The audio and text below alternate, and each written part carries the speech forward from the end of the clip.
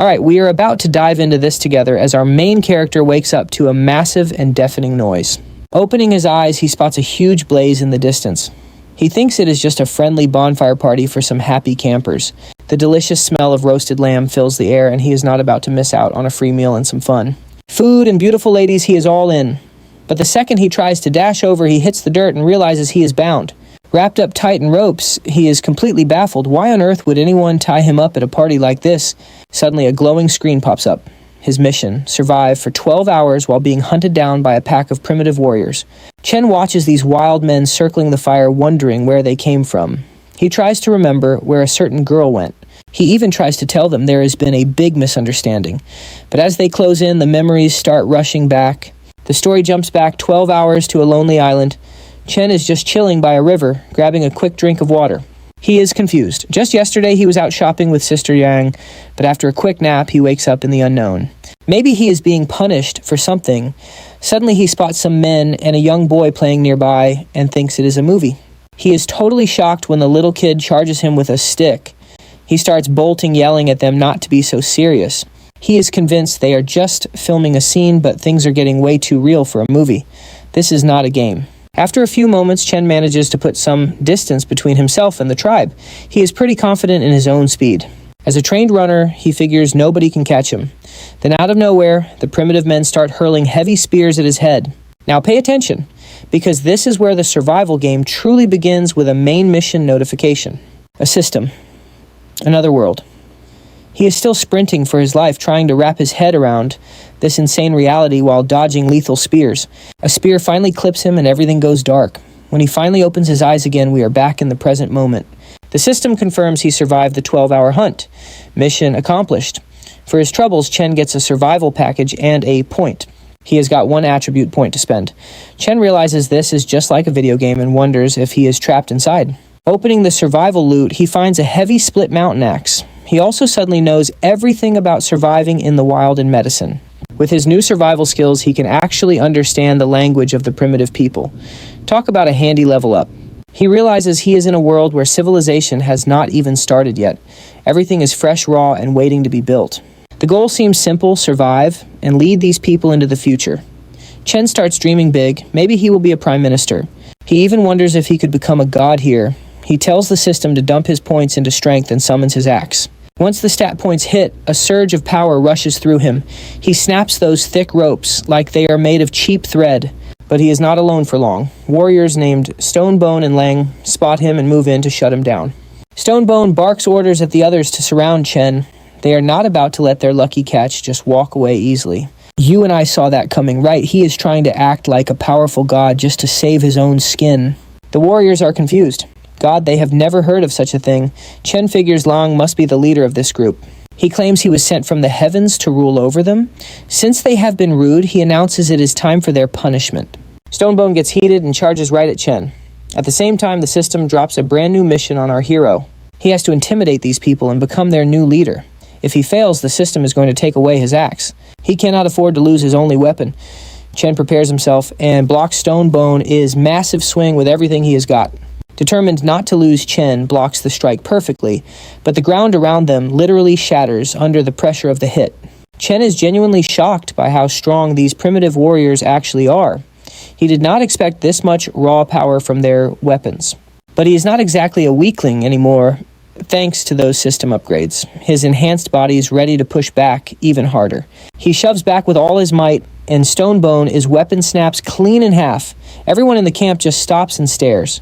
The vibe in the camp shifts instantly. Chen gets a sinking feeling in his gut that things are about to get really messy soon. Suddenly, Stonebone lets out a roar and tells the whole tribe to swarm Chen at once. So much for a fair fight. Chen takes off running, complaining that they are all teaming up against one lonely 24-year-old boy. He thought this was a duel. When one kid tries to sneak an attack, Chen dodges and hits him back. He warns the crowd not to push their luck. He claims he can take down 5 of them before he goes down, but he is secretly terrified. If they all jump him, he is toast. Suddenly, the barbarians all start looking terrified and bolt in the opposite direction. Chen has no idea why they are suddenly so scared. And trust me, we are about to find out exactly why these barbarians are suddenly running for their lives as the system screen flashes again. All right, stick with me because we are diving into a world where survival is way easier said than done. Chen gets a side mission to help the primitive people by chasing away a ferocious tiger accepted automatically. He is totally confused until he turns around and sees a massive saber-toothed tiger staring him down. Time to run. The beast chases him relentlessly, as Chen panics, wondering why literally every creature in this era wants to eat him. He can't believe the system gave him this mission, knowing a single bite would probably tear him in half. Suddenly, those sharp claws connect and leave a nasty wound. Chen realizes that a head-on fight is just suicide. He forces himself to stay calm and use his head. He needs a plan, and he needs one right now. Then he spots smoke from a nearby fire and remembers that most wild animals are absolutely terrified of flames. He decides to use that fear to his advantage, planning a quick maneuver to escape this deadly life or death situation. He baits the tiger into attacking, but when he tries to slide away, the cat actually uses him as a springboard. Totally shocked, Chen starts sprinting again, vowing to never trust movie logic ever again. That was way too close. With no other choice, he bolts toward the bonfire, using every bush and rock for cover to stay alive. Dodging and weaving, he finally reaches the fire. He grabs a burning branch and waves it at the giant predator. To his massive relief, the tiger flinches. Chen acts tough and tells it to bring it on, acting totally brave. Now pay attention here because something even bigger is lurking in the shadows, and it sounds absolutely massive. A terrifying roar echoes through the trees, and even the saber-toothed tiger starts to look like a scared little kitty. The tiger bolts into the forest, leaving Chen wondering what kind of monster could scare off a predator like that. As he considers his next move, the system notifies him that the quest is complete. Talk about a lucky break. He earns 2 attribute points and decides to get out of there before whatever made that sound shows up. First priority is safety, so he tells the system to put 1 point into strength and 1 into agility. Feeling a sudden burst of speed, he sprints back to the tribe, noticing a huge difference in his physical abilities. Stonebone is shocked to see him alive and asks how on earth he avoided becoming the tiger's afternoon snack. Chen just smiles and acts like it was nothing, claiming the tiger was basically just a cute little house cat. He brags about how easily he scared it away, hoping these primitive people will finally start looking up to him. The system gives him a new goal build: houses, start a tribe, and grow the population to 50 in 18 days. He does a quick head count and realizes they only have 15 people. This is going to be a struggle. To hit 50 members that fast, he knows he will have to convince other tribes to join up with them.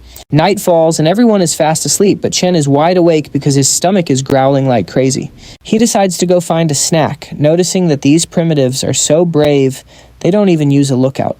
His stomach growls again, forcing him to put food at the top of his very long to-do list tonight. He remembers that roasted lamb from earlier, but he's feeling pretty tense about wandering out there alone in the dark. You and I both know that if a tiger is scared, we should probably be terrified of what's out there. He tries to convince himself he won't run into any monsters, but he's going for that food no matter what. Axe in hand, he cautiously creeps back toward the spot where he saw that delicious lamb a few hours ago.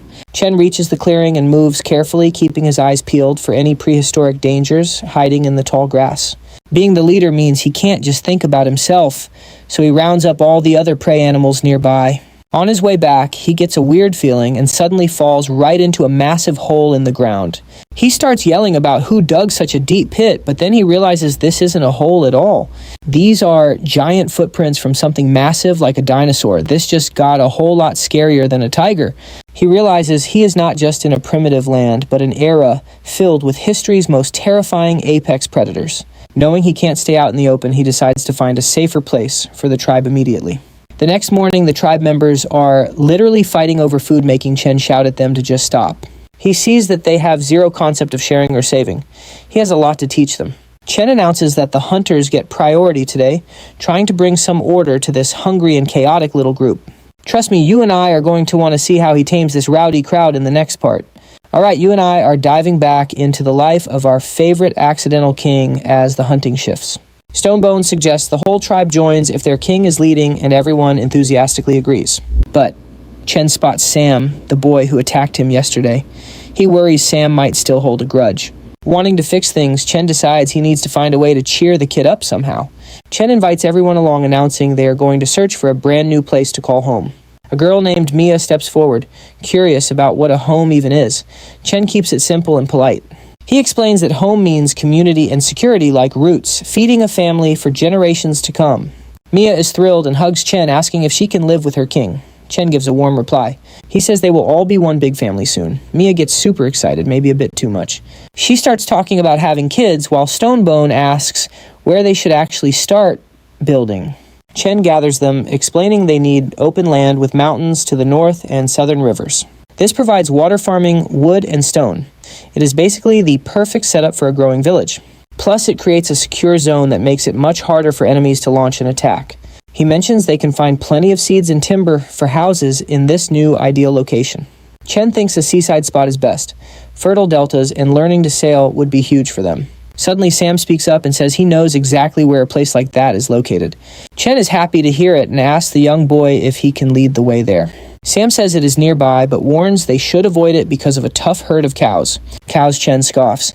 He sees them as a great source of rich meat and useful domestic supplies. He decides the cows are officially prey. Everyone gets ready to head east toward their new future. Now stay with me here because this is where the simple move gets way more complicated than expected. Sam claims the area is safe. Chen tells everyone to stop wasting time and just keep moving.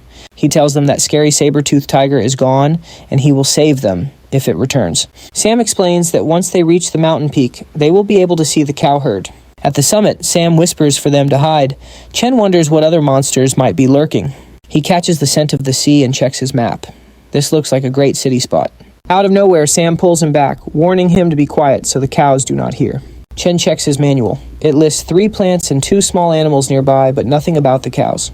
The list includes sunflowers, dragon wine, gray squirrels, and pincer wasps. Still no sign of any massive herd. Sam points toward a small forest near the river bend, offering to take them all for a closer look. Half an hour later, they reach the woods. Sam warns that moving further might alert the dangerous herd. Chen is confused by how quiet it is. Why is Sam so worried about a few harmless cows? Suddenly, his scanning results shift. He starts to get tense, wondering if a giant monster is close by. And yeah, I know what you are thinking. It is just a cow, right? Well, think again. To his relief, the scanner only shows one animal. But then he notices a whole tree moving. Sam tells him to look up. Chen does, and what he sees leaves him absolutely shocked. The system identifies it as an iron black horn cow. Trust me, this thing is a total beast. A terrified Stonebone asks if they are really going to hunt that monster while hiding in fear. Chen says yes and tells them to set an ambush while he goes in to scout things out. The tribe thinks he is a hero, but behind the tree, Chen is actually crying in terror. He does not want his people to die, so he has to rely entirely on his agility stats. He notices even the cow's arms are bigger than his whole body. He tries to find a small one. Chen tries a friendly greeting, but the cow just roars and charges at him with pure rage. The whole herd starts chasing him. Chen swims across the river, begging them to stop the pursuit. So, while everyone thinks he is a hero, you and I know the hilarious truth. See you next time. Alright, you and I are about to watch Chen leap off a ridge to save his tribe from a herd. He lands safely, but the ground suddenly shakes, leaving Chen to wonder what on earth is going on below. A cow crashed right into the mountain. That gives Chen a brilliant idea on how to knock them all down. Since these cows cannot climb, Chen heads back to regroup and starts thinking about his next big move. He is trapped by the aggressive cows waiting below, so he has no choice but to start climbing even higher. Chen reaches the summit and the view is incredible. It is exactly the kind of perfect spot he was hoping for. He decides to build his entire empire right here. Finally, his real journey is about to truly begin. Meanwhile, Sam notices the cows are retreating and wonders where on earth their king has disappeared to. Stonebone worries Chen was crushed, so he climbs a tree to find the axe and pay his respects. Suddenly, Chen's axe comes flying through the air and lands right beside Stonebone in the tree, leaving him stunned. Chen is alive and well, teasing Stonebone for being so dramatic. Everyone is just relieved their leader is okay. Stonebone asks if the cows are strong, but Chen just wants to use their meat as a nutritional supplement. Stonebone and Sam are terrified. They think the cows are way too strong to even touch. Chen gets furious. He does not want excuses. He just wants them to answer his simple question right now. They all get scared and immediately agree that eating cow meat sounds like a fantastic idea. Chen promises to teach them weapon making and hunting. In 3 days, they will return to take down those cows. In the next scene, Chen slices a massive tree in half with one single powerful swing. Everyone is shocked, but Stonebone asks why he is cutting a tree that does not even have fruit. Now pay attention because he is about to change their history forever by crafting some legendary new gear. He starts showing them how to craft spears, gaining a special technology bonus while he works. Chen demonstrates the proper way to throw a spear, turning a simple stick into a deadly weapon. The tribes are amazed. They always gathered wood, but never knew it could be used like this. Everyone is excited to try it out. Chen calls Stonebone up to take the very first shot. While Stonebone practices his aim, Chen spends the next few hours crafting new spears for the entire tribe. Soon everyone is training. Chen decides to challenge Luong and Hijujiao to a 2-versus-1 fight. They charge at him with everything they have, but Chen dodges their attacks like it is nothing. He knocks out Hijujiao, which makes Luong so mad he actually manages to draw some blood. Chen warns him that he would be dead if that were the sharp side of the spear. Luong shouts that their king is a god, but Chen explains that they are just relying on brute force. He tells them to focus on technique instead. The real advantage of a spear is always in the tip. He wants them to aim precisely at their prey. It is time to start practicing their throwing skills today. Every single person misses the target. Chen starts to worry that his tribe might have zero talent for this. Let us pause. I know what you are thinking. Are these guys totally hopeless? Or what? Let us find out. Suddenly a spear flies out of nowhere and hits the target. Everyone is absolutely stunned by the shot. Chen turns around and sees Hangshir standing there. He asks the boy if he was the one. Hangshir asks if he won, and Chen happily rewards him with 2 high-quality spears. A report comes in that a beast is nearby. Chen is actually glad for the live training opportunity. The massive creature emerges from the forest and lets out a terrifying roar in front of them. Chen leaps into action, shouting to the tribe that this monster is going to be their dinner for the night. He takes command, telling everyone to circle the beast and wait for his signal to attack. Chen slows the beast and orders Stonebone and Hangshir to attack from the back immediately. The monster gets furious and pushes Chen back, shattering his spear. He has to act quickly before it is too late. Chen needs to act fast, but suddenly Hangshir throws his spear and it flies perfectly toward the target. It hits the beast's mouth perfectly. Chen is impressed as everyone joins in the massive spear attack together. While Sam watches from a tree, the beast tries to flee, but Chen blocks its path. You and I need to see what's next. Stick with me, we are diving into a wild evolution journey. Sam leaps forward, thrusting his spear right into the beast's skull. But the creature just gets angrier, entering a full-on berserk state. Everyone freezes as Sam finds himself in serious trouble. Without hesitation, Chen grabs his axe and charges in to save his friend. He leaps high, aiming a massive ground-shaking strike. A huge explosion rocks the forest, burying everything in thick smoke. The tribe watches, anxiously praying their king is okay. As the dust settles, Chen tells them to stop shouting before they accidentally summon some ghosts. He is always joking around. He praises their teamwork and promises a massive feast for everyone tonight. Hearing that the whole tribe starts celebrating, Chen gives Sam a shout-out and declares Hanger the hunt's most valuable player. It is a big moment for the team. He promises to take Hanger on all future hunts and even offers him some brand new weapons to test out very soon. Later on, we see Stonebone bragging to the other tribes about how he totally helped Chen win that fight. Mia walks by with some prime meat, but when Stonebone asks for a bite, she tells him it is only for Chen. She brings the offering to Chen, but he looks at it and asks if they are really going to eat it raw. Mia doesn't see the issue, which reminds Chen that these people have not actually mastered the power of fire yet. Now pay attention here, because fire is about to change everything. They have just been struggling without it. Chen knows fire is the start of civilization. It brings safety and real progress for his people. It allows them to survive the wild and improve their lives in every way. He decides to teach these primitive hunters how to finally harness the power of the flame for themselves. He gathers everyone around and starts a demonstration by using a broken spear and a block of wood for sparks. He tells them to add wood shavings and dried fluff into the hole and spin it to create friction heat. When the first sparks ignite, the tribes are absolutely stunned by what they see. They praise Chen like a god. Stonebone starts shouting to everyone that their king has created fire. But Chen quickly shuts him down, grabbing him and insisting they need to keep a low profile for now. For his hard work, the system rewards Chen with 10 technology points. These are quite useful. You and I are about to see him use points for serious upgrades. While Chen is thinking about his new points, Sam approaches and says he noticed something interesting while they were carving up the boar. There were signs the boar was nursing, meaning there must be some little cubs hiding somewhere in the area. They finally find them, and Chen gets a side quest to capture the baby boars.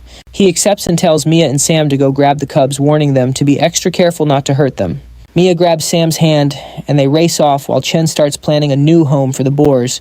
He wants a pigsty ready, so he tells Stonebone to get to work right after he finishes eating. By evening, Stonebone is hauling branches and wondering why the king needs so much wood today. Back at the cave, he sees the others weaving something new and feels totally confused. Hanger says it is a grass rope, and it is much stronger than their usual vines. He shows him how they smooth the straw and weave it together to create these sturdy bindings. He explains the weaving process, but Stonebone just gets frustrated because he does not understand. Chen tells him not to just stand there looking confused and orders him to bring the branches. He then instructs everyone to pick up the branches and start tying them together with those sturdy ropes. They need to make 5 frames and then set them into the pits he has already prepared. Then they bind the tops into a cage shape and cover it all with straw. Once it is finished, the entire tribe rushes inside thinking it is their fancy new luxury house. They are already fighting over who lives there, but Chen yells that this place is not for them. Just then Sam and Mia return and Chen tells them to put the baby boars inside. Stonebone runs up crying, asking how such a good nest could be for wild boars. Anne agrees, hugging Chen and saying they all want to live in the nest instead of animals. Stonebone adds that they just want a home where they can all cuddle with the king. And trust me, you and I can see Chen has his hands full with this tribe. Alright, you and I are diving back into this hilarious survival story where cuddling with a man is definitely off limits. Chen warns that if they keep acting up, they will be left out when the new houses are finally finished. An is shocked and says he is happy to move if there is a better spot for his nest. Even Stonebone refuses the pig pen, so Chen orders Sam to get those boars settled in their new home. Hanger asks why they are wasting time caring for wild animals that are meant to be their next dinner. Chen asks if they want plenty of food without actually going hunting. Hanger loves the idea, and Chen explains that breeding these piglets means they will never go hungry again. For taming the beasts, Chen finally clears the quest and gets a nice reward. Inside the chest is a pack of salt and several recipes from fried eggs to delicious roast lamb legs. Looking at the fancy menu, Chen wonders if the system is trying to turn him into a professional chef. Pay attention here, the system has some bizarre plans for our hero and his new cooking quest. He decides to test his skills, and while everyone sleeps, only he and Sam are still awake.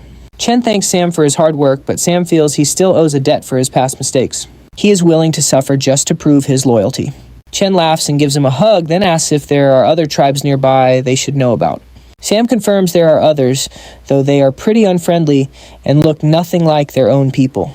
When Chen asks for more, Sam explains there are 3 main clans nearby. There is the Coconut Grove, the Bay Clan, and the Giant Stone Clan, all a day away. Reaching them is no easy task, so Chen asks for a full breakdown of what they are facing. The Coconut Grove group has around 40 people, and they are known for being peaceful travelers and skilled scouts. Sam says the Coconut Grove clan has 30 to 40 members who are peaceful and really good at traveling. Their leader is a tough woman, unlike the Bay clan, which also has around 30 to 40 members. They look absolutely terrifying and are known for constantly fighting among themselves for power and control. Lastly, the Giant Stone Clan is the strongest of them all with the biggest population in the region. They live on a mountain in the southwest and only come down for very specific activities or hunts. Legend says their leader has divine strength and can literally take down a tiger with his bare hands. Chen realizes the Coconut Grove clan is the perfect target to try and bring into their own fold first. The other groups are too messy, so he needs a peaceful way to handle them one by one. Suddenly he feels Mia sneaking up to give him a back hug. I know what you are thinking, and yeah, things just got incredibly awkward as Mia hugs him from behind. Mia starts acting like a kitten, which sends Chen into a total panic as he responds with a no. He makes a quick excuse to run away, leaving a very confused and sad Mia standing all alone. The next morning, Chen and Sam are staked out by the beach, waiting for the Bay clan. The warriors arrive for the dodo hunt, and Chen is glad. But things get weird when the clan members start brawling with each other over a single bird. Chen thinks they could really use those numbers and resources if they can just figure out how. Sam points out they are outnumbered 2-1, so a direct head-on fight is a bad idea. Chen figures better weapons are the key, but first they need to deal with a herd of cows. With those new materials, they can craft some serious gear and finally take over the whole region. They head back to camp and the tribe is overjoyed to see their king has returned safely. Stonebone admits they were worried he had left them, but Chen promises he has big plans. He puts everyone to work, ordering Stonebone to start training the men in advanced spear throwing. Hangsher has just 1 day to turn them into experts if they want to survive what is coming. Trust me, you and I have seen some weird survival gear like this soft bathroom leaf Mia found. Chen says he is busy. Alright, let's dive into another day of our main character turning a primitive tribe into a powerhouse, starting with sharpening some wooden spears. A bit later, Mia returns with the other ladies, all of them carrying rocks. She wonders if these are actually good enough. Chen gives her the thumbs up and explains they need to rub the stones against a whetstone until they're razor sharp. Once they have an edge, they just tie the stone to a wooden stick with some rope. And just like that, a stone axe. The girls are totally impressed, but Chen is actually pretty annoyed because the system only gave him 1 measly point as a reward.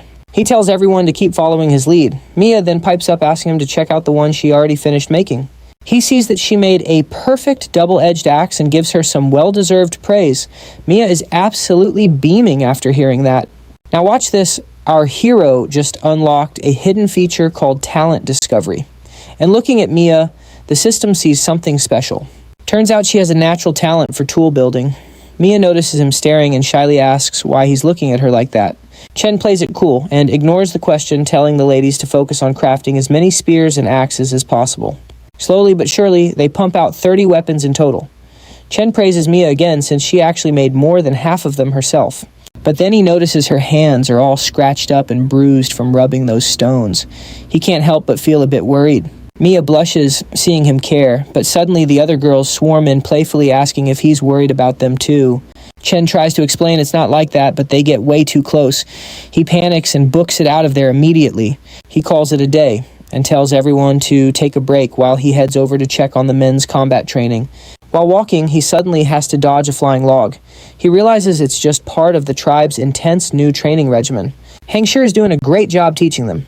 Chen asks about their progress, and the instructor has some good news.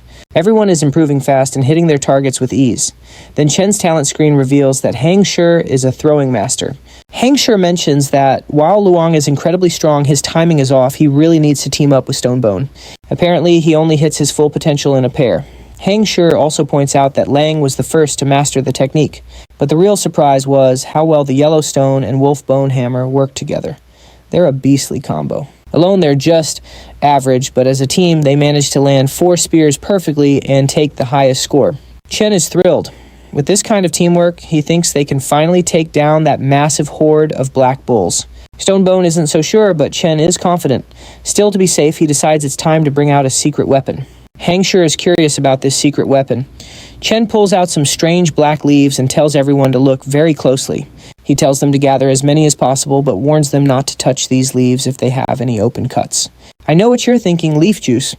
But trust me, this natural paralyzer is a total game changer for the upcoming hunt. Later that night, Chen carves a mortar out of stone. Meanwhile, Mia brings over all the spears they finished earlier. She asks why he's digging a hole in the rock. Chen explains it's a mortar and promises she'll see its use very soon. He tells her to get the ladies to use a stone club and crush those black leaves into a paste inside the pit. Once it's crushed, they need to coat every single spear tip. Luton then stops by to ask if the men can help out too. They really want to join the club, but Chen tells them to rest up. He needs them fresh for the big hunt tomorrow. Morning comes and we see Chen enjoying some grilled meat with a bit of salt. It's a nice calm start to the day. Suddenly Mia tosses a spear his way to let him know the work is finished. Chen stands up ready to get moving. He asks the ladies to stay back to protect the village and the kids while the rest of the group follows him. They head for the mountain. Everyone is hyped and ready to show those monsters exactly what this tribe is capable of now. A while later, they reach the peak. A gun is a bit worried and asks the others if it's safe for Chen. He's not sure about their king acting as solo bait, given how dangerous it is. But Stonebone isn't worried at all. He says their king is insanely powerful, so there's no real danger. Sam then tells everyone to stay sharp and get ready. There's movement near the river. Stonebone tells Mia and the girls to be ready to hand out those spears exactly on time. They need to make sure Sam never runs out of ammo. Their king is taking a huge risk and they can't lose him. So let's see how things got so crazy just 10 minutes before our hero faced down the horde near those massive bulls. Chen was scouting the bulls thinking that running to Stone Mountain was his best bet, but he decides to be extra careful. He decides to lure one small bull first. He throws a rock at it, acting like a tough guy and challenging it to fight. Big mistake. The bull gets absolutely furious, and suddenly 3 massive bulls are charging right at him. This is going to be wild. Alright, stick with me as things get wild when a black bull herd charges Chen out of nowhere. Stonebone gets everyone ready and orders a volley of spears, successfully injuring the lead black bulls right away. Sam follows up by aiming for their necks, causing a massive collision right on the side of the mountain. Chen slips while jumping for a higher ledge, but thankfully, Stonebone grabs his hand and pulls him up. Chen orders an immediate assault while the bulls are weak, and the squad keeps the pressure on with everything. Stonebone takes the lead, commanding every strike. Chen notices right away that this guy is a natural leader. He realizes Stonebone is actually a brilliant tactician and decides he is definitely worth training for higher command. Stonebone reports that the bulls are finally calming down, making Chen happy that the tranquilizer worked so incredibly fast. Now pay attention here because Sam suddenly screams that the rest of the herd is charging right at them. Chen is shocked by their speed, but keeps his cool, telling the group not to panic despite the danger. He reassures everyone that this is all part of his plan and they just need to trap those three. The black bulls try to retreat, but they are stumbling slowly because the poison is already taking effect. Seeing this, Chen tells the crew to target their legs so not a single bull gets a chance to escape. Stonebone gives the signal for another volley, and just like that, all three bulls are down on the ground. Chen calls for a stop, but Stonebone warns him not to be soft before the other bulls arrive. Chen checks their resources, and Mia confirms they only have 28 spears left for the rest of the fight. When Sam counts 20 more bulls incoming, Chen knows they have to conserve what little ammo they have left. He explains that wasting spears now would be a disaster, especially with so many more enemies still on the way. Hanger worries that letting them go means all their hard work was for nothing, but Chen has a better idea. He never planned to fight the whole herd at once. The real goal is to take out the boss bull. You and I both know the rest will scatter once the leader falls, so he needs those bulls as bait. To lure out the big boss, he needs them alive, even if it cost him more spears than he wanted. Chen admits the plan was only for one bait bull, but dealing with three has seriously drained their weapon supply. Suddenly, Sam yells that he sees the leader and it looks like an absolute monster coming out of the distance. The giant bull boss lets out a terrifying roar, and the entire herd starts charging the mountain at full speed. At first, the group thinks they have gone mad, but Chen quickly realizes the boss isn't looking for a fight.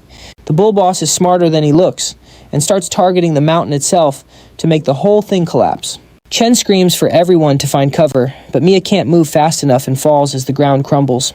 Without a second thought, Chen jumps down to save her, followed immediately by Aeon and the rest of the squad. Now they are stuck on the ground and forced to fight their way through the stampede no matter the cost. The other tribe members ask Aeon if they should jump in, but he tells them to keep their heads down. He warns them not to be reckless and wait for a direct signal from their leader before taking action. Chen is frustrated because the bull boss actually saw through his trap, proving to be way more intelligent than expected. Stonebone tells the others to protect Chen, but Chen shouts back to keep firing from above with the spears. The battle erupts as Chen swings his axe, while the others use spears and teamwork to hold the line. They defend and counter with perfectly timed strikes, managing to injure several bulls in the chaos of the fight. Their coordination pays off, and they start thinning out the herd as the squad pushes back against the bulls. Those on the mountain unleash more spears, knocking down bulls left and right as the momentum finally starts shifting. Suddenly, the bulls stop in their tracks. The boss says something, and to Chen's surprise, they all start retreating. Chen realizes the boss has ordered them to back off because he is about to enter the battle himself. As rain falls, the boss approaches and breathes out literal flames, turning the battlefield into a total nightmare scenario. Chen screams for everyone to get back as a massive blast of fire clears a path through the mountain. The tribes are paralyzed with fear, wondering if that attack was a magical roar or some kind of sound wave weapon.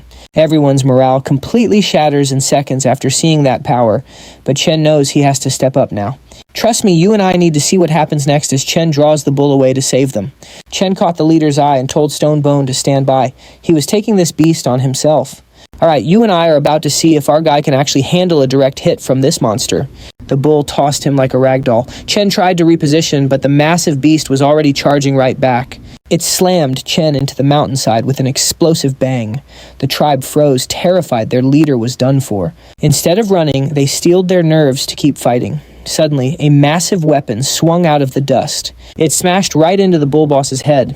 Chen survived by ducking into a crater the bull made earlier. He even joked about the bull sparing him, but internally, he was feeling every bit of that impact.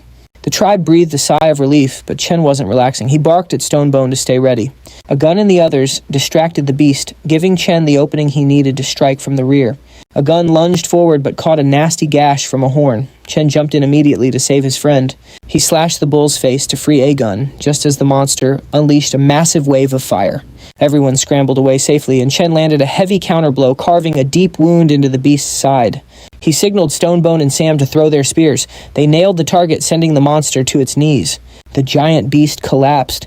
For a second, everyone thought it was over and actually started cheering for the win.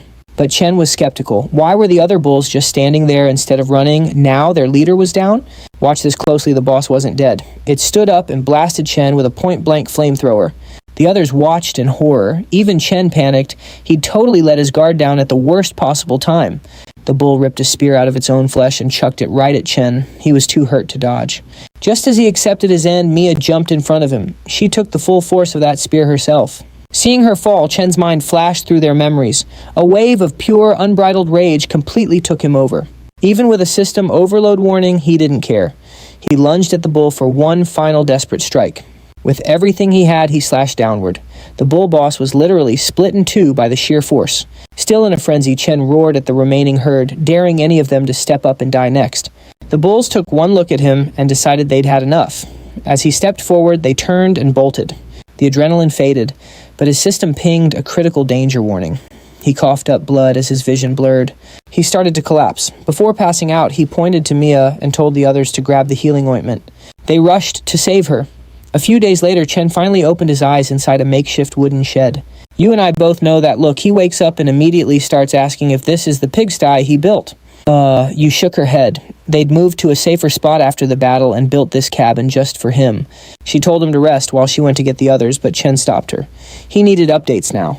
He asked about Mia and Langu Chui. You said Langu was barely hanging on when they found him, but he's tough. He bounced back fast and has been standing guard outside ever since. Then she gave him the news about Mia. Her wounds were deep, but thanks to the king's medicine, she'll be okay as long as she gets plenty of rest. Everyone else was safe, too.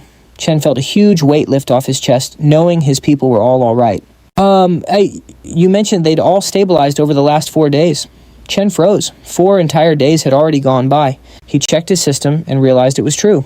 That left him with only 11 days to finish the mission. You was just as confused seeing her king staring off into thin air as if he was in another world.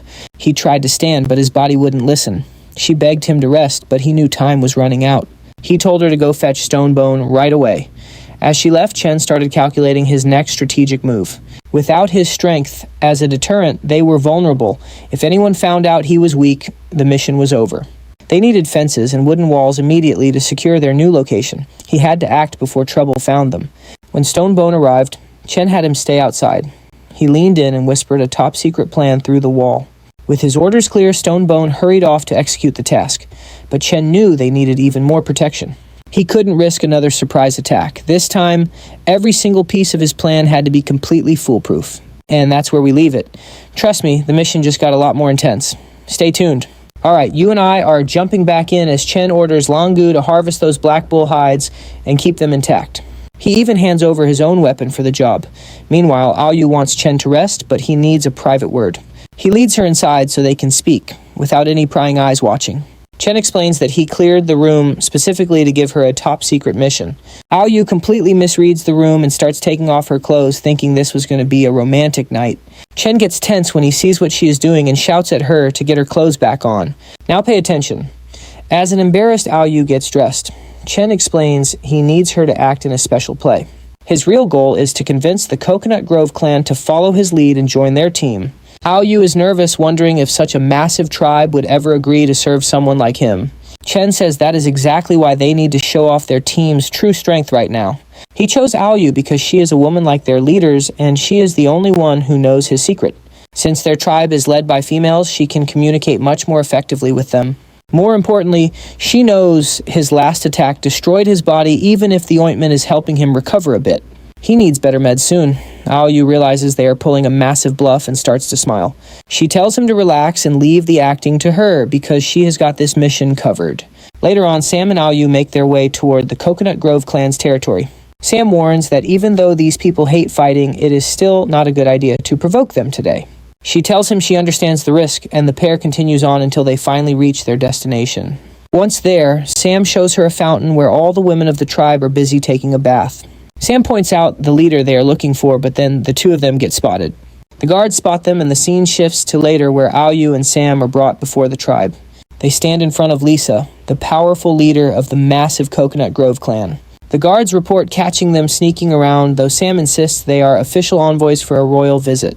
Sam shouts that they are ambassadors for their king, but Lisa just mocks their status. She says, Aoyu looks like a slave and the men are just fish food for their dinner. As Sam is dragged away, Aoyu calls the queen out for being incredibly short-sighted. She claims the mountain of meat they brought will just go to the Bei clan instead. Lisa stops her people, suddenly very interested in this mountain of meat Aoyu mentioned. Aoyu explains they are talking about the massive black bulls living near the northern river. Lisa asks if she wants to team up to hunt the herd, but Aoyu just laughs at the idea. She tells Lisa not to underestimate them because they already wiped out the entire bull herd themselves. You and I both know she is telling the truth. They wiped that herd out and claimed the river as their own. The women are stunned, whispering that she has to be lying or exaggerating the truth. Lisa stands up and sternly asks if Aoyu knows what happens to people who lie to her. Aoyu stays confident, stating their king took down the biggest bull single-handedly. She invites Lisa to see it herself, laughing off the warnings from the other girls. She jokes that their king could easily crush the whole Coconut Grove clan if he really wanted to. Sam adds that they didn't come to fight, they brought gifts and an invitation. Why doubt their sincerity? Aoyu tells the queen to send someone for the meat if she is too cowardly to go. She adds that if the queen is too scared to go, she can just send someone else to fetch the meat. Lisa gets a bit nervous but warns them that they better not be trying to pull any tricks on her.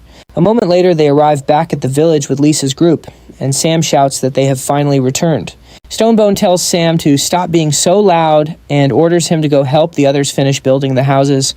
The visitors wonder what houses are, while Aoyu tells Chen that the people from the Coconut Grove clan are finally here. And trust me, Lisa and I both feel it.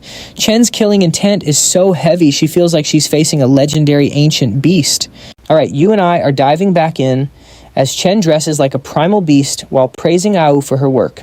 Lisa is totally on edge when a sudden rustle in the bushes reveals Mia and the others hiding nearby. Lang and On were just following orders since Chen wanted all the injured members to stay out of sight. Agun admits he was just dying to see what the Coconut Grove Queen looked like while Chen greets them. He thanks Lisa and her people for actually showing up to their territory after he sent out the request. One of the girls aggressively demands to see the meat Chen promised, and he calmly points them forward. He tells them it is just ahead and to take whatever they can carry. When they arrive, they freeze. It is a literal mountain of meat with Heejin and Lung already hard at work carving up the massive haul. A girl tries to grab a piece, but they warn her it is tough. Suddenly, her cutting tool just snaps. The stick breaks instantly, making Luong and Hujen burst out laughing, which really sets the girl off.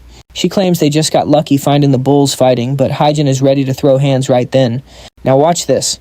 Chen slams his axe into the dirt, instantly silencing the girls from the Coconut Grove clan. They are terrified as Chen stops the bickering.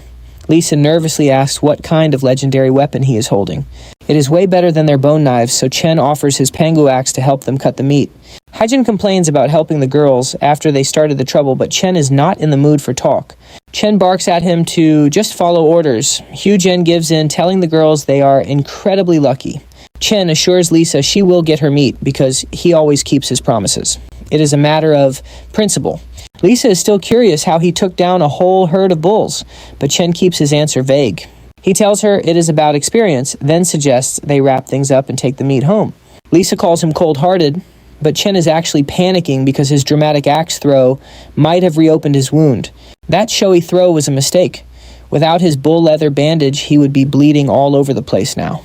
Of course, the blood starts soaking through. Chen is freaking out, trying to figure out his next move. Luckily, Ao steps in to distract Lisa. You and I both know she just saved his secret identity there. She offers them some weapons, but Lisa declines, claiming their high-tech gear just isn't the right fit for them. Lisa drops a warning that her clan has hidden powers too, hoping they never have to use them someday. She tells her girls to pack up and head out. Au tells them there is plenty more if they return. They should come earlier next time, since other clans are going to want their fair share of the prize too. On the trek home, Lisa asks for an investigation update, and her secret scouts suddenly appear from the shadows. It turns out Lisa had spies watching Chen's every move. They report back to the queen with some wild news. Maya explains they saw the boys building weird structures called houses, and they might even be keeping wild boars.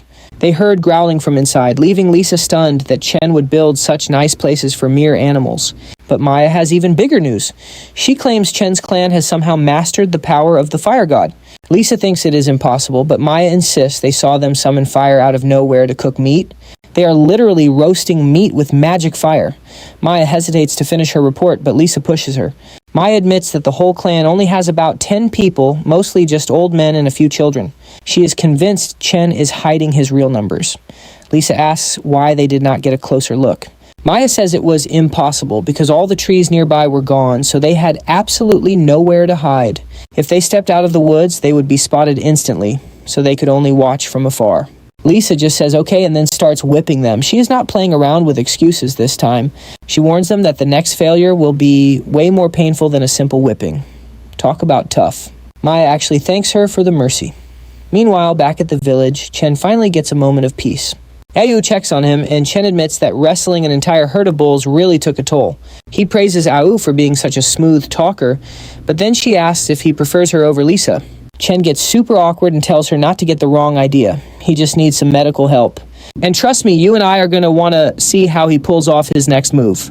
Alright, you and I are watching Langu guard the entrance while our hero tries to recover his strength. Ayu says Chen looks totally cool, making him blush like a schoolboy. Suddenly, Sam arrives in the camp. Sam reports that the Coconut Grove clan really did set up observation posts, just as Chen had suspected. Chen asks Sam about the other special task he was assigned. Sam says it is already done. He explains that the enemy only sees what Chen wants them to see, keeping their true secrets safe. Chen praises Sam for the hard work, and a beaming Sam heads off to help build new houses. Once Sam leaves, Ao asks if the Coconut Grove clan will actually join their tribe of their own free will. Chen says it is too early to tell since his master plan is only about halfway finished right now. He suggests that when the other clan returns, they can finally move forward with the second half of the plan. Resting in his shed, Chen realizes he only has 11 days left and won't fully heal from his wounds. He asks the system to open the warehouse, but the inventory list looks pretty empty for now. He only has a packet of salt and 1 tube of healing ointment left in his storage. Now pay attention because his axe just upgraded into the legendary Axe of Pangu without him even noticing. He realizes he totally missed the change when he handed the weapon over to Langu earlier this morning. He checks his spears next, seeing that the new activation condition is listed simply as a blood sacrifice. It seems like using the Creating the World skill requires some very precise and perfect timing. He starts wondering if his other weapons have hidden attributes just like the axe does. He quickly dismisses the thought since every weapon probably requires a different set of conditions. Checking his remaining items, he sees that the tube of healing ointment only has 1 use left. Chen decides to save it for a real emergency, figuring he can just use his axe to hunt.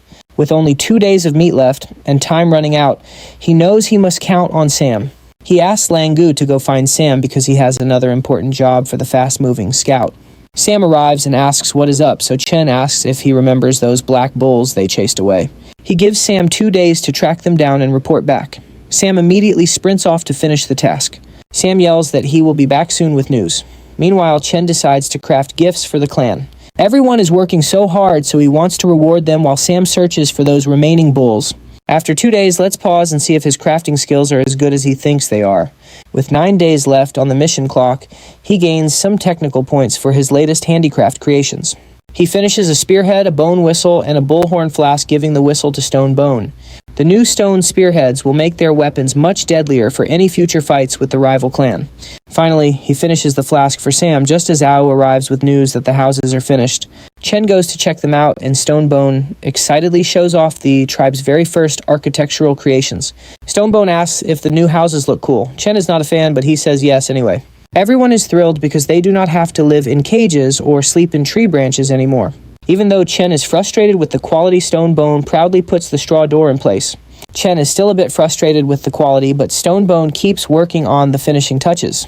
Stonebone puts the straw door in place, and Chen immediately gets 10 technical points for the build. As Chen looks around the camp, he realizes that the tribe has changed a lot since his arrival. They used to be like wild beasts, but now their behavior and intelligence are showing really significant improvements. He wonders if the system is actually forcing some kind of accelerated evolution on his tribe members. He tells them to alert him when Sam returns and then heads back to his shed to wait. Suddenly, Sam arrives shouting that he finally found them. Chen says it is time for phase 2. He tells the group they can finally move forward with the next big stage of his secret plan. He pulls Stonebone aside for a private chat, before explaining the full details of his strategy. Stonebone asks if the plan will work, and trust me, you and I definitely want the answer. Alright, you and I are diving into Sam's risky gamble, but he tells the team not to worry. When the time comes, Stonebone has to lead the charge. Chen hands over a special command whistle. Now he can control the group easily.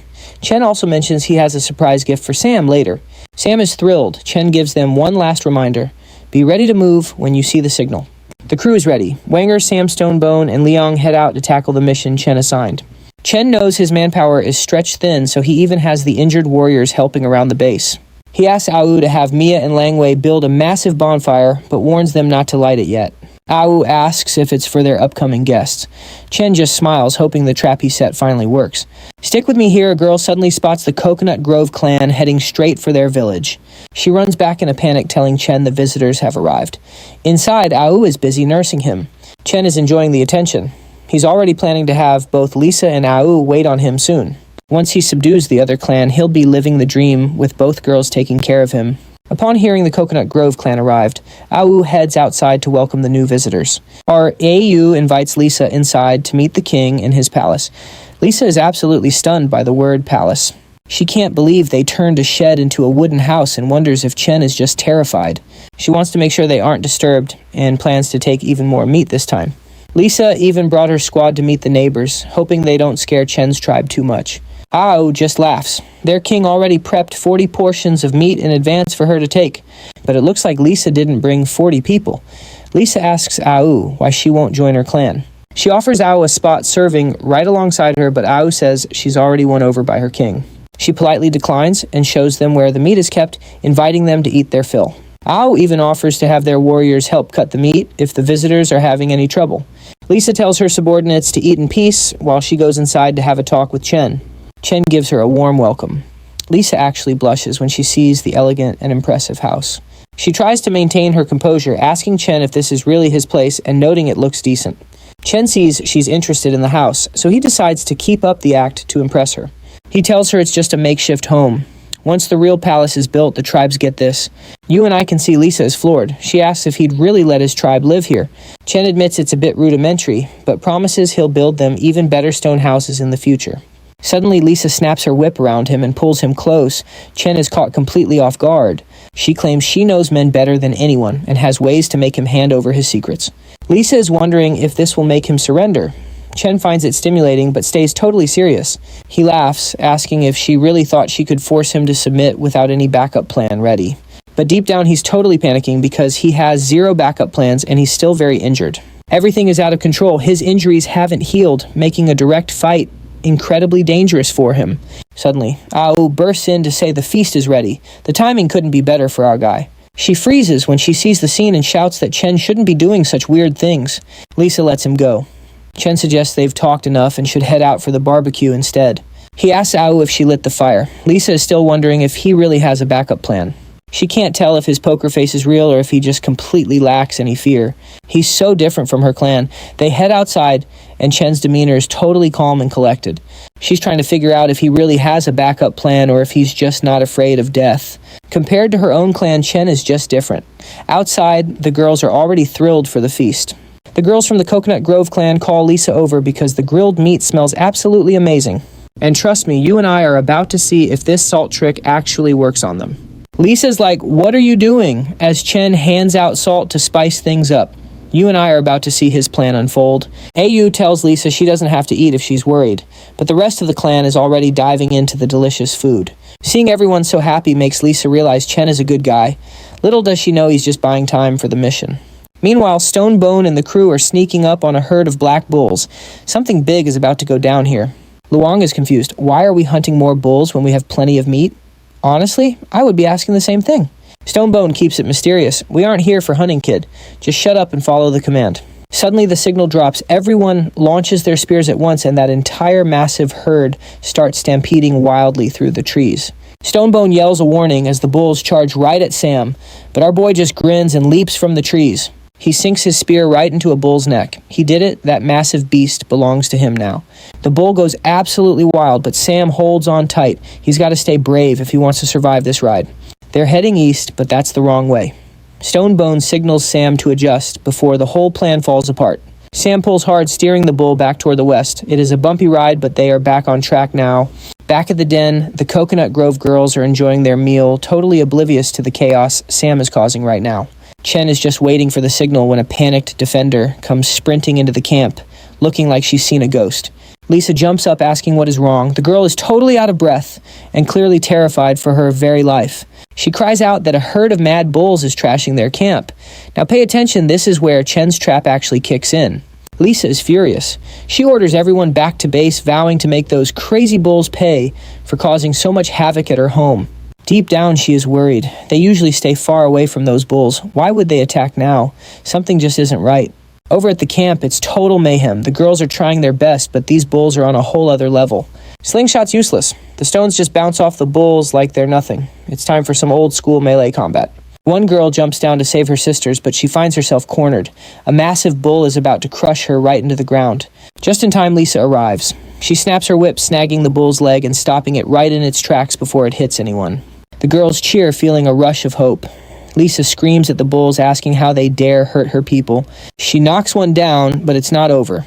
The beast gets back up and rams her with everything it's got. Lisa goes flying, but Chen catches her just in time. You and I saw that coming, right? He's always got her back. He asks if she is okay. Lisa is fine, but she is totally puzzled about how those bulls even managed to appear out of nowhere. Meanwhile, the boys are in the background trying to act innocent and hide their faces. They are the ones responsible for this entire mess. Chen steps forward and gives the bulls his best tough guy stare. He is not playing around anymore. He asks if they've forgotten the pain he gave them before. The bulls just roar and start charging at him. Chen gets a bit tense. He's wondering if his fancy bullhide cloak is actually intimidating or just making them angrier. To his relief, the bulls actually back off. Looks like they finally recognized who's the real boss around here. Chen mocks the new leader, calling him weak. Since you are here, he says you might as well stay forever and never think of leaving. His clan wastes no time attacking. Stonebone tells Sam to focus on the big boss while they handle the rest. With an assist from Stonebone, Sam leaps onto the bull's back. He's trying to break it like a wild horse. Chen notices Sam has a real knack for fighting while the clan gains control. He turns to Lisa and tells her it's time to get out. Lisa refuses to leave while the herd is still there. She's stubborn, but Chen knows she's walking into a trap. He warns her that she can't handle these monsters. Without more people, it would basically be walking straight into death. Lisa doesn't know what to say. Chen asks her again to bring her people to his place to heal up for a bit. He promises them food, shelter, and safety until they're strong enough to take back their own territory. Ayu also urges Lisa to consider her people, pointing out they are not in a state to fight this battle right now. He asks her if she really wants to watch them sacrifice themselves for nothing. It is a harsh truth to face. Finally, Lisa announces that she asks the Coconut Grove clan to help the wounded and retreat north to Chen's place immediately. One girl named On is super salty about it, but she can't go against the queen's orders. She tells the injured to follow along. Chen puts Ayu in charge of the trek back. Meanwhile, he and Stonebone are staying behind to buy everyone a bit more time. And that's where we leave it. You and I just witnessed one hell of a setup. Trust me, you will want to see what is next. All right, stick with me because we are jumping right into a massive battle with Stonebone and the crew. Stonebone tells Anne to back off if she is scared, but she is ready to fight those bulls regardless. Chen steps in and tells Stonebone to let her handle it, trusting that these girls are genuinely courageous. By evening, everyone makes it back to camp where a girl named Maya is waiting to welcome them all home. Maya is just relieved everyone is safe, but she immediately starts asking where Chen and the rest of them are. Ao explains that Chen stayed behind to stall the enemy, giving the team time to get the injured back safely. Maya mentions that the Coconut Grove girls can move into the new houses, sighing with relief that they have space. It is lucky Mia and the others worked so hard on those buildings despite their injuries, or they would be stuck. Later, Ao reassures Lisa that everyone is settled in with food and safety guaranteed, so there is no worry. She tells Lisa to just focus on resting while Ao breathes a sigh of relief that everything is finally smooth. Lisa gives a quick thank you, and Ao feels good knowing the plan is going exactly how Chen said it. She remembers Chen saying the goal was to win over the Coconut Grove clan without losing anyone in a fight. They cannot afford more injuries right now, and luckily, they are already on the very last step of the plan. The next morning, Mia checks in with Hiju Xiao to see if the night went smoothly while everyone was sleeping.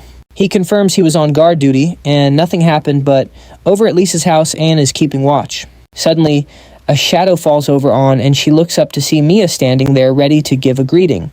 Anne asks what she wants, and Mia explains that their king has invited Lisa to discuss something very important. Now here is where the pressure starts to build. Chen only has 8 days to finish this whole mission. A knock at the door announces Lisa's arrival, and she is clearly not in a good mood after talking earlier. She gets straight to the point, telling Chen there is no way she is agreeing to merge her entire clan. Lisa warns him not to take advantage of them while they are weak, but Chen has a different offer ready. He tells her it is a trade he will teach them survival skills like building houses and making fire. In exchange, the Coconut Grove clan merges with his, and they all get to live safely under his protection.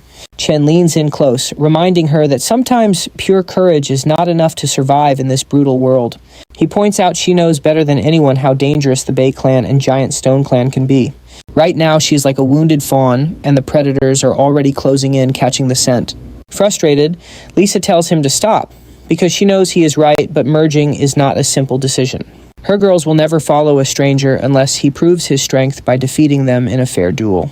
She asks Chen if he is actually willing to take the challenge, and with a confident smile, he agrees. You and I both knew he would never back down from a fight, and soon he is outside facing them.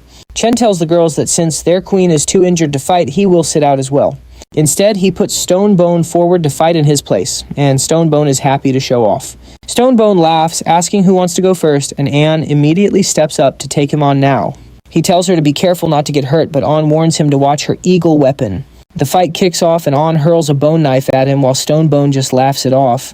But then he realizes Chen is right behind him, meaning if he dodges the knife, Chen is getting hit. He blocks it with his axe, but a second knife catches him off guard and nicks his heavy helmet. Now Stonebone is actually furious, and he starts charging at Anne with a look that says, "Play is over." Just as Anne is in trouble, another girl jumps out to help, throwing a knife at Stonebone's head. Stonebone hits the ground hard, yelling that he was ambushed and that this whole duel was a setup. While he is down, Anne leaps toward Chen with a knife, but Chen does not even flinch at her. That is because Hanger is watching from the rooftop, and he sends a spear flying to stop her fast. The spear knocks on back, and the Coconut Grove girls lose it, rushing forward and screaming at Chen now. They accuse him of plotting to steal their territory, and the tension in the air gets thick enough to cut. Trust me, you and I need to see how this standoff ends because it is about to get wild. Alright, you and I are about to see if Chen can survive as the girls beg Lisa for the order to wipe him out. He sensed a plot in the works, wondering if the girls from the Coconut Grove clan were planning an assassination. Chen questioned if this was Lisa's direct command, or if something was happening behind her back, without her knowing. If the queen ordered this, he'd take her hostage, but to his shock, Lisa stepped in and stopped them herself. She yelled at her clan, asking if they really thought such a cheap plot would fool her for even a second. She made it clear she would never betray friends who helped them in such a despicable and underhanded way. Lisa didn't want to investigate the assassination plan, admitting they simply lost the duel fair and square. She told Chen that An was their most loyal warrior, and without her, An never would have sacrificed her pride. Lisa knew Chen had remarkable abilities and could summon miracles, so she asked for his mercy. She asked if he could be magnanimous enough to spare Tina's life, so the Coconut Grove clan could show their gratitude. Chen acted serious on the outside, but inside he was relieved the situation was back under his total control. He thought about his healing ointment, realizing he held all the cards now while planning his next move very carefully. He told Lisa not to worry, promising he wouldn't let An die since they were all officially allies now. Now here's where it gets tricky. Pay attention as a girl screams for Chen to hurry before An fades away completely. While he decided to overlook the assassination for the greater good, he knew there still had to be some real consequences. He only used a tiny bit of medicine, keeping her alive but not fully healed, so he could save the rest for himself. After applying the ointment to his own wounds, he told the others to carry An back to her home immediately. He assured them she would recover in days, and watching this miracle, the girls of the clan began praising him. Chen hugged Lisa and asked if her people could now merge into his tribe. Blushing with happiness, she said yes. Chen smiled, letting Lisa continue leading her people as long as they obeyed his commands, but she had one request. Lisa shared her final wish. She wanted Chen to become her official partner and formalize their relationship with a ceremony. Hearing this, Chen became incredibly happy, blushing as he thought about this amazing gift falling right into his lap. He started imagining their wedding day, from exchanging rings to the moment they finally entered their bridal chamber together. He pictured them having a daughter, watching her grow up and eventually witnessing her own beautiful wedding one day. They would grow old and leave this world together, but his weird faces made Lisa tensely ask what was wrong. She wondered if he was backing out, but Chen quickly hugged her tight, insisting he definitely wanted the ceremony. He told Lisa to rest and recover while he took some time to prepare everything for their big celebration. Chen ordered everyone to go and rest, instructing them to return in a few days for the official ceremony. Suddenly, his system showed he had officially established his tribe and asked him to choose a name for them. He noticed the population was 46, wondering why there were 4 missing, and named them the Newbie tribe. He officially named them the Newbie tribe, then started thinking about how to handle the rival Bay clan very soon. He considered taking prisoners, but wasn't sure if captured enemies would actually count toward his overall tribe population. Suddenly, Chen overheard some of the girls from the Coconut Grove clan talking quietly among themselves about him. The girls mentioned how they liked his smile, but worried he would end up like the men who became partners before. You saw that too, right? Those men were cut into pieces and devoured by the queen during the ceremony. Absolutely insane. Chen was terrified, realizing this cannibalistic tradition was probably why there were almost no men left in the entire clan. Someone snuck up and startled him, making him scream for his life and begged them not to hurt him at all. Mia revealed herself, asking why he was so jumpy. She then asked if he was really marrying that rude Lisa. Chen admitted he might need to rethink things, fearing he had been way too hasty in agreeing to that ceremony. Mia asked if he was serious. Chen realized he thought he was getting a bride, not a predator. He compared Lisa to a praying mantis, making Mia celebrate until Ao showed up to tell her to go rest. Mia blushed, saying she just wanted to be near Chen, but he sadly told her he needed some alone time. He suggested the other girls help build the camp if they wanted to stay busy. Chen just needed to think things over. Ao agreed, and started leading Mia away, even as the girl kept begging Chen to pick her instead of Lisa. And that's where we leave it. You and I have to wait and see what our hero decides to do next.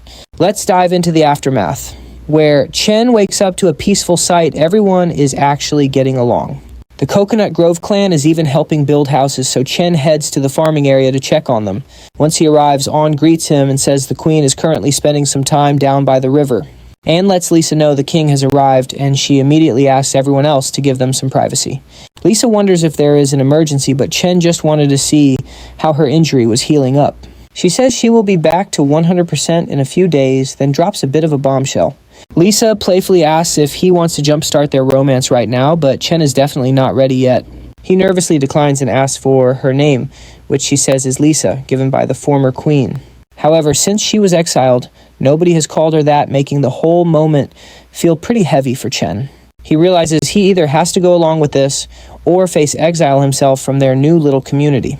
He even worries she might decide to rename her entire group the Praying Mantis Clan out of nowhere. Lisa casually explains they were all eaten, since it is her clan's tradition to consume partners for more power. Now watch Chen's face here. He is terrified until she mentions she has zero plans to continue that tradition. Feeling a bit better, he asks if she has ever eaten anyone, and she says she is a new queen. Since she never had a partner before, she hasn't had the chance to actually eat any of them yet. Chen says his goodbyes to go prepare for the ceremony, but he can't stop thinking about the risks involved. If there's no danger of being lunch, he thinks about Mia, but Lisa suddenly drops a very scary warning. Even if she doesn't eat people, she won't hesitate to take severe action if someone ever wrongs her. Later on, Chen is walking around the living areas, observing how his people are settling into their new homes. He realizes he only has 7 days left to finish his mission, so he decides to go capture prisoners. Chen tells Stonebone he is heading out for a while and leaves him in charge of all the work. If any emergency pops up, Stonebone should send someone to find him at the beach to the south. You and I are seeing the same shock on Chen's face. The scene at the South Beach is total chaos. He wonders if the Bay clan has been wiped out entirely because the sight of the bodies is everywhere. Dodo birds are wandering near the corpses, so he knows it's temporarily safe to go in and check things out. He notes the bodies are still fresh, with no smell, meaning this battle must have just ended very recently. The fight clearly didn't happen long ago, and he notices the claws on their fingers are exceptionally sharp. The wounds on the fallen members seem to match those claws, making him think they were fighting each other. Chen wonders if these water lunatics were having a civil war and starts looking around for any potential survivors. He finds a body with no internal damage that looks like it died in absolute agony, which is super weird. Suddenly, Sam appears out of nowhere, shouting that a group of Bay clan members are attacking their home base. Chen sprints back toward the base, where Stonebone is already telling everyone to stay close and be ready. He tells them to save their energy for close combat since their wooden spears aren't doing any damage at all. The Bay Clan lunatics are completely unharmed by the spears, and they keep pushing forward, despite the rain of weapons. Stonebone urges everyone not to panic and to do whatever it takes to stop them from being captured. He warns that if they get dragged into the water, they will stand zero chance against these aquatic killers. The lunatics charge, but the tribe manages to slow them down by throwing heavy stones at their front lines. Just in time, Queen Lisa arrives with her own reinforcements to help push back the incoming wave of enemies. Lisa asks Stonebone what is going on and why these lunatics from the southern edge are attacking them. Stonebone doesn't have an answer, only noting that they are acting crazy and charging from the South River. A fierce battle breaks out between the two groups, and Lisa fights right alongside the members of the tribe. She tries to talk to the attackers, but they don't respond, making her suspect something is seriously wrong here. While she is distracted, a huge lunatic tries a sneak attack, and trust me, this part gets really intense. Chen swings with full force, but the monster easily withstands it, which catches him and everyone else by surprise. Hanger and Langoy leap in to knock out the attackers, declaring that nobody is touching their boss today. Stick with me here. The newbie clan made it clear that to get to their king, the enemies had to go through them first. He gave props to Shur and Langguo for their bravery, deciding to leave the smaller enemies to them while he turned to Lisa.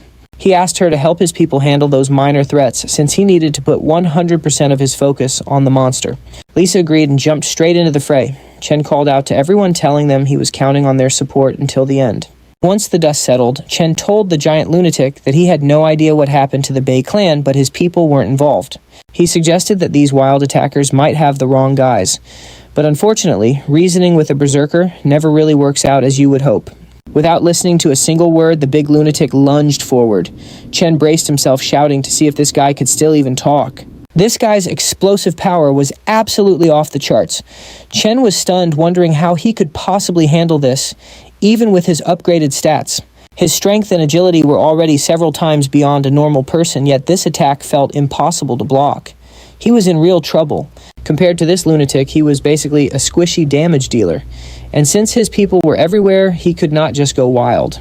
Now pay attention, because this split second of overthinking was all it took for the lunatic to close the gap and strike at him. The monster actually bit his hand, luckily. He managed to pull back just in time, saved by the magical protection of his Bull King's cloak. If he hadn't been wearing that cloak, his left hand would have been shredded by those razor-sharp teeth. Talk about a close call for him. The lunatic got even more furious and charged with everything he had. Chen narrowly dodged, but the beast managed to snag his cloak during the rush. The cloak was ripped right off. Chen stood there shaken, wondering how this guy got so fast. If he hadn't slipped out, he'd be dead. He'd be a goner for sure. But then something weird happened. The lunatic suddenly stopped his assault, leaving Chen totally confused about what was happening. The attacker actually started backing away. Chen realized something was very off. This wasn't just random rage. There was a method to this madness. The giant had only targeted the specific part of the cloak stained with Chen's blood. He also noticed that only On was being swarmed right now. It clicked. The Bei clan was using the scent of blood to lock onto their targets. In this crazed state, they were acting on primal instinct. They were basically blood-hungry animals now. Chen started thinking of a way to turn this animalistic behavior into a strategic advantage for his team. Just as he formed a plan, Sam rushed back to ask how he could help. Chen told Sam to grab 2 guys and head out. He needed them to bring 3 young boar cubs from the farm. Sam was totally confused, since those boars were meant to be raised for food. Chen barked at Sam to just do it. Internally, he was fuming that the Bei clan was forcing him to sacrifice his precious livestock like this. He promised himself he'd get revenge for those 3 boars later. Then he told Lisa to get all the injured fighters out of the danger zone. Now here's where it gets crazy. Sam returned with the cubs, and Chen told him to release them toward the river right away. The second Sam let them go, the terrified cubs bolted toward the water, desperate for safety. But they were not going to get very far. Hanger was ready with his spears and struck the cubs. The moment they were wounded, every single lunatic from the Bei clan lost their minds. They swarmed the cubs, tearing them apart in a frenzy. While they were distracted, Chen ordered everyone to prep their weapons with a special surprise. He told them to coat their spearheads in paralysis drugs, ensuring they avoided vital parts. To his surprise, Hanger noticed something even weirder. The Bei clan members started acting erratic again. When Chen looked over, he was shocked to see them staggering around and collapsing to the ground. They were just dropping to the dirt. Chen snapped at Sam, asking if he'd accidentally poisoned the cubs, but Sam swore he had not done it. With Sam denying it, Chen got even more tense. He told everyone to stay back from the fallen attackers and stay on a high alert. He couldn't figure out what was wrong with the Bei clan. We fast forward a bit to the farm area where the invaders are caged. Every single one of them was locked up tight. Ian told the guards to keep a sharp eye out for any sudden movements. They didn't want any surprises when these guys finally came to. When the Bei clan members eventually woke up, they immediately started begging for help. They were desperate. On sent a girl to fetch King Chen. When he finally arrived to check on the situation, he heard them all crying out. Every prisoner was begging for a drink of water. Chen ignored the noise for a second and asked On where their leader Hector was kept. Ian confirmed that Hector was in solitary confinement away from the rest. When Chen finally reached his cage, the man was also pleading for water. Hector looked miserable. Chen took a bottle and poured a bit of water on him to wake him up before asking if he could understand him. Hector nodded yes, so Chen handed the job of questioning him over to On. On started by giving Hector all the water he wanted. He told the leader to drink his fill. Hector took a long gulp and then begged Chen to give some water to his suffering people as well. On told him to relax, promising that everyone would get a drink soon. Then he leaned in to see if Hector was ready to talk. Hector was on edge, asking why they would attack his clan just to ask a few questions. He had heard the Stone Clan was strange. He never expected them to be this bizarre. And trust me, you and I can see why he is confused. This whole situation is just getting started. Ian pressed him further, asking if he was actually claiming that he had no idea why this whole war even started. Alright, let's dive in as you and I watch Hector learn some truly shocking news about the giant Stone Clan's recent attack. Ayu explains they are actually from the newbie tribe led by King Chen, rather than that dangerous and massive Stone Clan group. Hector is stunned. He has never heard of this newbie tribe and assumes the Stone Clan just sent them far away. Ayu clarifies that Hector is mistaken. He was only captured because he and his men attacked their own tribal territory first. The newbie clan has never dealt with the Stone Clan. It was the Bay clan who charged in like wild beasts. Hector just can't believe it. He tells them it is impossible because he does not remember any of those events. Ayu asks Hector to try and focus so he can tell them exactly what he actually remembers from that day. Hector recalls his clan living peacefully near the South Fish area, mostly just having fun and fighting each other occasionally. Suddenly, a crying child from his clan ran up to him upset because his favorite dodo bird had been taken. Hector told the boy to be brave and fight back, assuming some local rivals had stolen his things during the chaos. But the child said it was not them. It was a group of total weirdos from the massive Stone Clan instead. Hector demanded to know why they were trespassing, but the Stone Clan leader just ordered a sudden and brutal attack. He was blindsided. Why would the massive Stone Clan ambush his tiny village out of nowhere like that? Hector explains he was knocked out during the fight. When he woke up, he was already stuck inside this cage. Now pay attention because this next part is where the story takes a really dark turn for poor broken Hector. Chen reveals he visited that village recently, and he did not find a single person left alive in that entire place.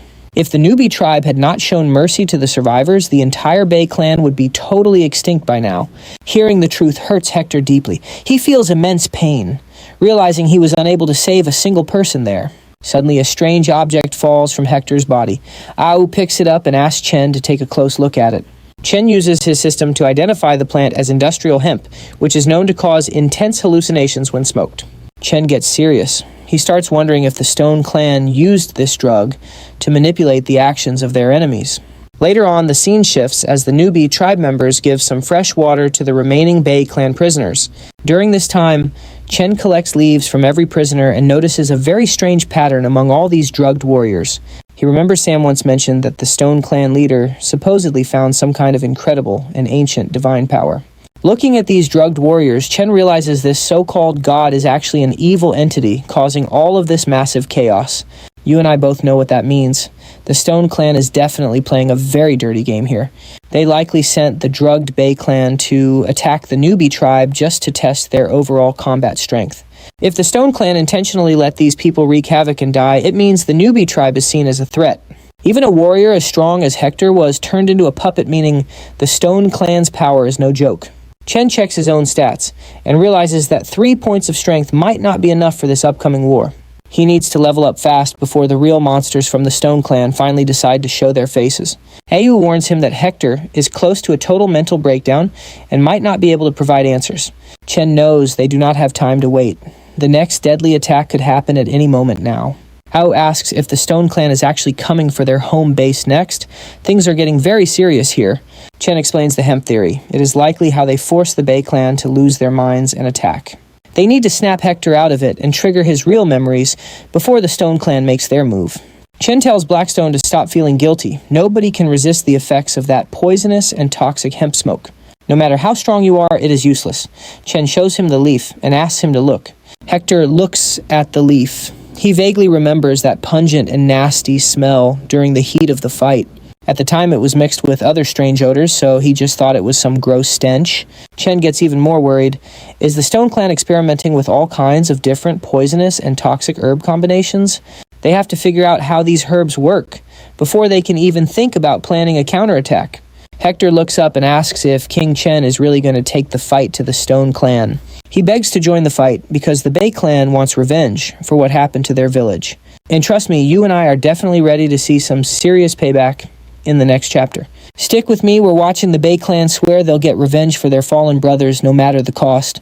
They were ready to do anything for payback. Chen realized he only needed 4 more recruits to finish his main quest. But before he could celebrate the numbers, Hector spoke up about their clan's unique super-sensitive tracking abilities. He offered their help to Chen, explaining that their noses could easily find those specific poisonous herbs he needed. Chen admitted that was exactly why he was hesitant. Their tracking was great, but they were too sensitive to blood. If the Bei clan lost control during a fight, the results would be a total nightmare. Chen couldn't risk that. Hector shouted back that as long as they didn't breathe in poison smoke, they could keep themselves perfectly under control. Chen reminded him that their enemies were the giant Stone Clan, the masters of using that exact kind of poison. What happens when they release the smoke mid-battle? Hector looked down, sadly, admitting they would have to stop fighting entirely. Chen told Hector he understood the anger, but acting purely on hatred wouldn't solve anything or help them win. He worried the others wouldn't agree with his leadership style. Hector didn't care. He pledged their lives to Chen. They were the last of their kind. If Chen helped them get revenge, their loyalty belonged to him forever. Chen agreed. If they joined the newbie clan and stayed loyal, he guaranteed they would get the justice they craved. However, he was clear that not every member would get to personally take their revenge in the heat of battle. He asked Hector one last time if they could handle those terms. The entire Bei clan started shouting their approval. As Chen turned to leave, Hector called out. Chen understood and told Ayu and An to release them from the cages. They were companions now, not prisoners. After everything they went through, they finally had a place to call home again. Chen signaled Ayu and An to release the people from their cages since they were officially companions now. The system pinged immediately. Now pay attention, we're about to see the massive rewards from this completed quest. Chen grabbed 3 attribute points, a huge material chest, and a mysterious heritage plaque for all his hard work. Since he finished, in under 7 days he scored a surprise gift package too. Chen finally felt a bit relieved. He decided to dump every single one of those attribute points into strength to maximize his raw combat power. Immediately, he felt an incredible surge of power as energy started flowing through every inch of his body. When the transformation finished, his hair had even grown longer. He wondered if this hair was a side effect of power. Next, he checked the large material chest. He found 1 whole ton of hematite waiting for him inside. He was thrilled. This meant skipping the Bronze Age entirely and moving his tribe straight into the Iron Age. You and I both know rewards are great, but the next surprise package was even more exciting for him. He was delighted to find 3 jars of hematic ointment. This prize was even better than the one he got last time. He checked the heritage plaque. It showed a new civilization product, but it cost 10 technology points to identify it. He spent the points immediately.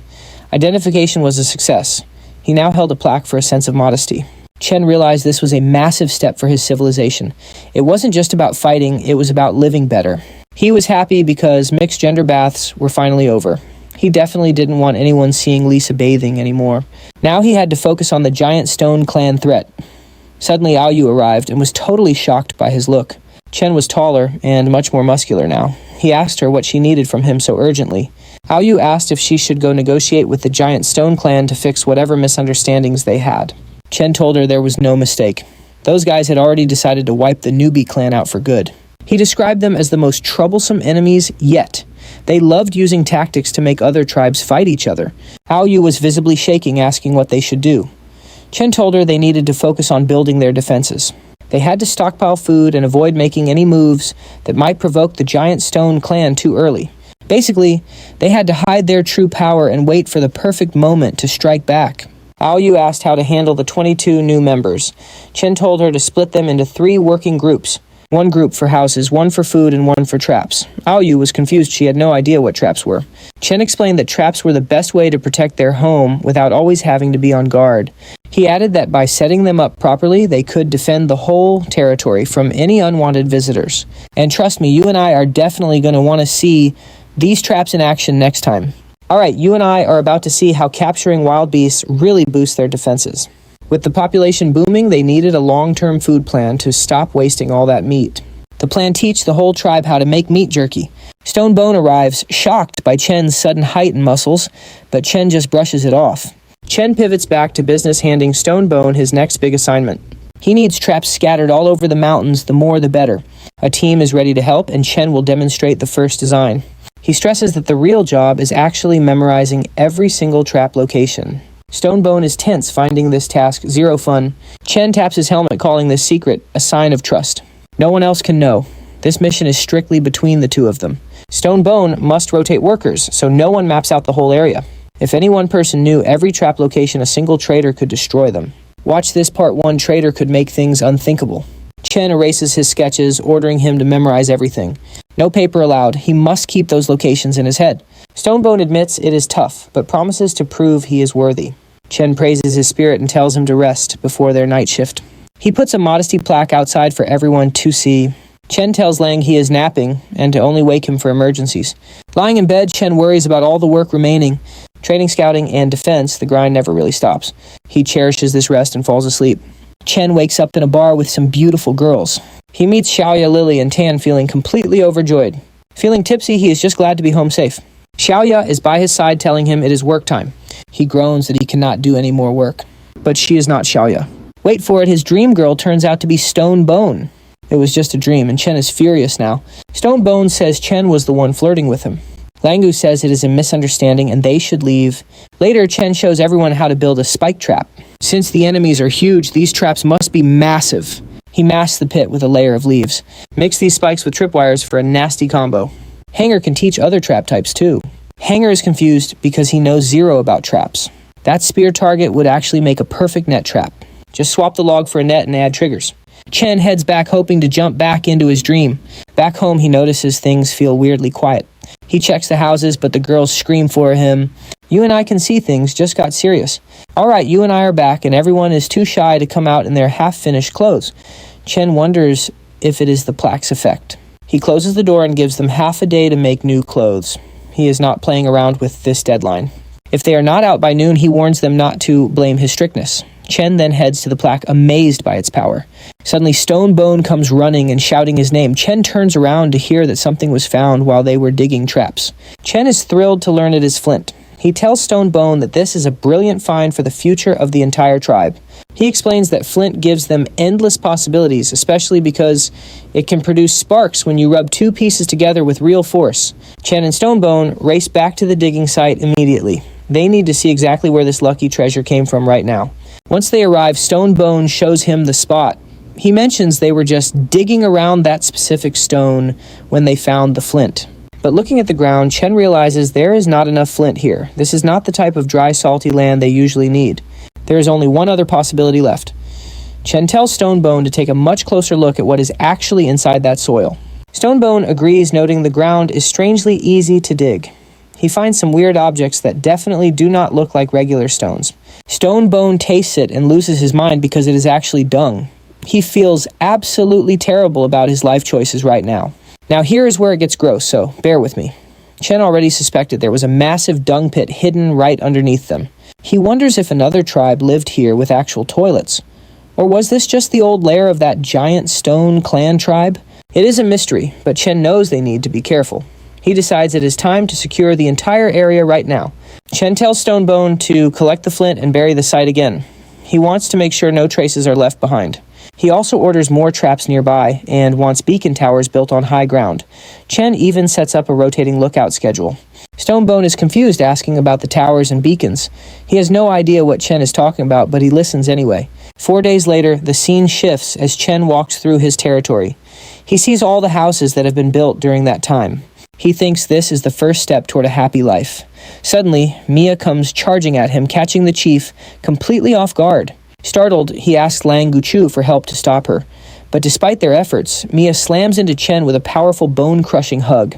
She actually breaks a house in the process. Lang Guchu asks if Chen is okay, and tells Mia to get off him right now. Seeing Chen looking rough, Mia squeezes him again. She begs him not to die right after they finished building all of these houses. Chen tells her playtime is officially over. He asks if she is sure that all the new houses are actually ready for the tribe. Mia says yes, they have 2 rows with 10 houses total. That is enough room to comfortably fit 50 people in their new home. Chen is happy and pats her on the head to praise her hard work. It is a sweet moment for the hardworking tribe girl. Then he tells her to stop being so reckless. As a punishment, she has to go fix that house she just smashed into pieces. Next, he goes to check the food supplies. Down by the river, the Bay Clan people are busy catching plenty of fresh fish. Au and some other girls are helping dry the catch. Everyone is working together to make sure the tribe stays fed and happy. Chen realizes that while building is great, the Bay Clan is perfect for handling everything related to the river and catching food. With their help, the tribe has way more food variety now. The sheer quantity of supplies has noticeably increased over the last few days. You and I can see how much the tribe has grown. Languchu praises Chen for giving them such a prosperous, happy life. Chen responds that it might be true, but he still wonders if his tricky methods for subduing other clans were really the right choice. He worries about what lies he might tell next, but Languchu tells him not to doubt his own decisions or his leadership style. He says Chen's orders are the will of the people. To him, there is no problem with how they have handled their enemies. In this world, only the strong survive. Small and large groups are constantly fighting and destroying one another every single day without mercy. He says getting big results with small losses is actually kind to both sides. Chen smiles knowing his friend has the right mindset. Chen tells Languchu he already has the most important qualities for their journey together. He is truly proud of his loyal friend. Then he asks Languchu to come with him to check the border defenses. He believes the Bay tribe still has surprises left. He believes the Bay tribe has more surprises like their mysterious frogman force. Then we see Stonebone working hard on the mountain. The team is busy with traps and towers. When Chen arrives, he asks Stonebone for an update on how the defenses look. Stonebone says the beacon towers in the west, south, and north are all finished. He followed Chen's orders to the very last detail. After putting 6 people on tower duty in shifts, they do not have many workers left. Stonebone explains they are really short-handed. To finish on time, they had to start early and work on the mountain before dark. They are doing their best to stay ready. And that is where we leave them. Trust me, you and I will want to see what happens when those towers are tested. Alright, you and I are diving back into Chen's journey as he rounds up the crew to help Stonebone. Stonebone told Chen not to worry, but our main character knew every second was critical right now. He wondered if the giant Stone Clan knew the land better since they might have lived here before. If they caught his people unprepared, they could launch a massive surprise attack under the dark cover of night. While watching everyone work, Chen glanced at the west tower and felt a sudden heavy sense that something was wrong. He tried to brush it off as overthinking, but then screams echoed from the south beacon tower. He looked over and saw the emergency signals. Someone was in big trouble and needed help fast. Chen shouted for everyone to move, warning them that the south tower was finally under enemy attack. He sprinted south, calculating that even with his agility buffs, the trip would take at least 5 minutes. His mind raced, as he hoped those 5 minutes wouldn't be enough for something terrible to happen. Now watch this part closely. Things are about to get really tense at the South Tower. Hang Wonger was on patrol when he noticed that traps very close to the tribe had been triggered. He was shocked. How did the enemy manage to sneak this far into their territory without being seen?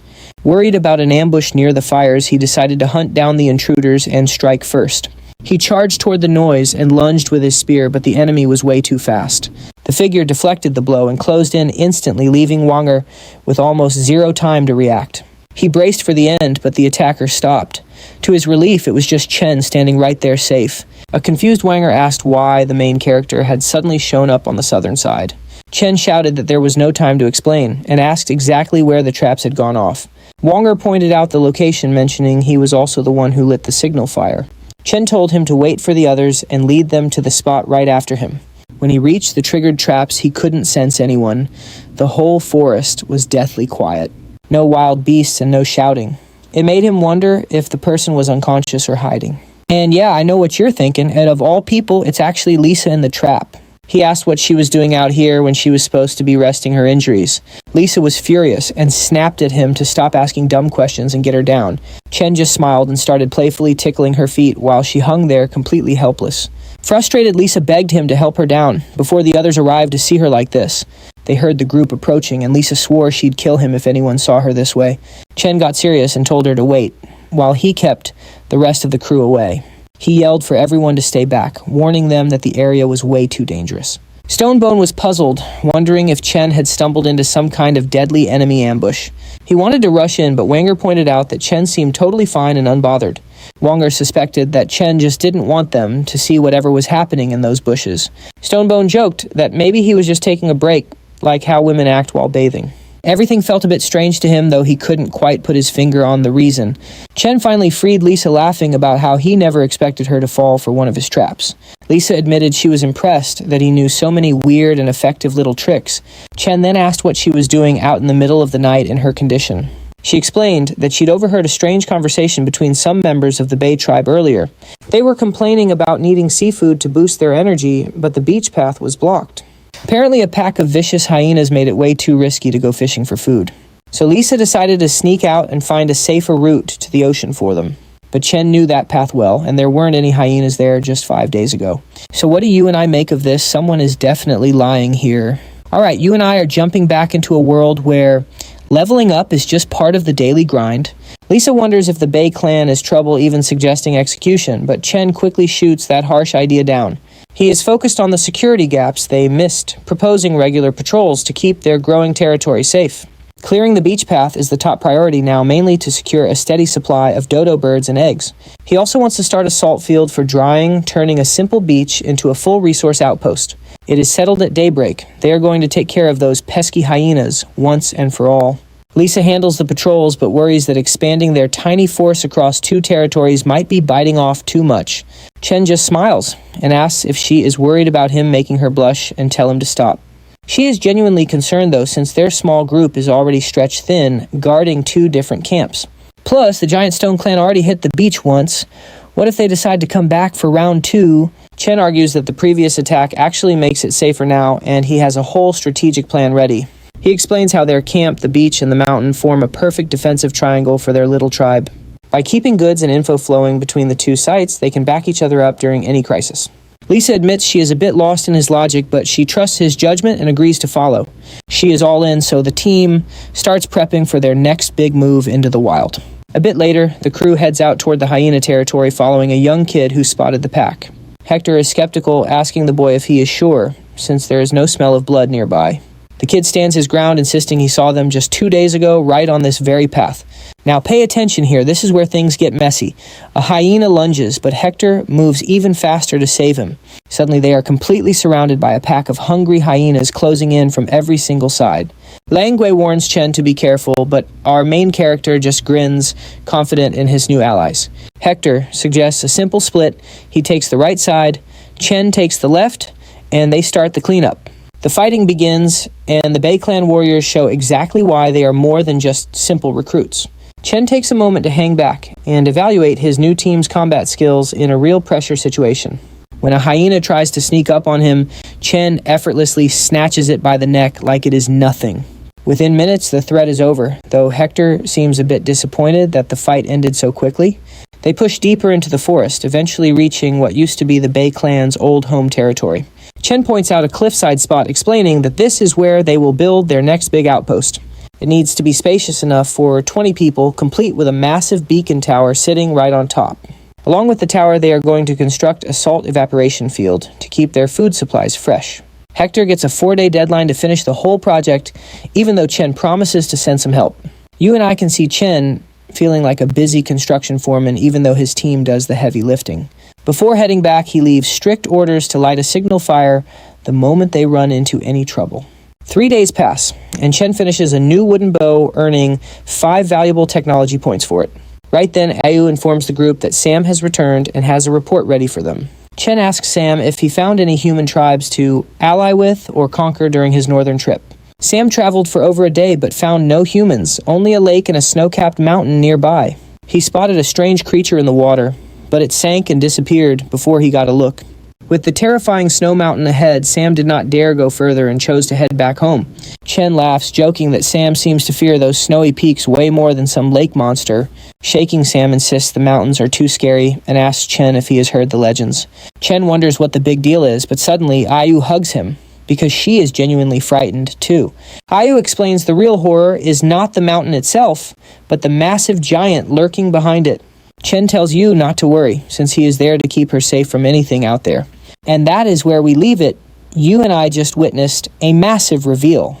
All right, stick with me as we dive back into Chen's life, where the system just dropped a brand new quest to find a giant. One attribute point just for spotting a giant Chen was totally caught off guard, wondering why the reward was so high for just a peek. I mean, he had to fight a saber-toothed tiger just to earn 2 points earlier, so why was finding a big guy so special? He figured the giant might just be some oversized dude, and checking things out from a safe distance shouldn't be too risky, right? Plus, if these giants actually have a society, maybe he could even turn them into powerful allies for his growing tribe. Still, he had to be smart. One wrong move could spell absolute disaster for every single person in his little group. This exploration was too big for Sam or AU to handle alone, so Chen told Sam to go rest before the big banquet. The celebration was in 2 days, so Sam was incredibly relieved to finally get a break from facing those massive, terrifying giants. Mayu reminded Chen that Sam gets pretty shaky in scary spots, but Chen had a different take on his friend's anxiety. It's not just nerves. Sam's danger sense is actually off the charts, letting him pick up on things that we would totally miss. That incredible intuition is exactly how Sam explores the wild and survives. Chen then checked in with AU about the upcoming ceremony. AU confirmed they were ready. Chen then asked him to pack travel supplies for a small group of 4 people. He was planning a secret little expedition. Now pay attention here, because this is where the mystery really starts to pick up speed. Chen just shrugged it off, saying he was just scouting the local area, and there was absolutely nothing for anyone to worry about. He told AU to get the food, water, and warm gear ready, while also giving a shout out to Skinny for the great clothes. AU asked when the boss would be hitting the road.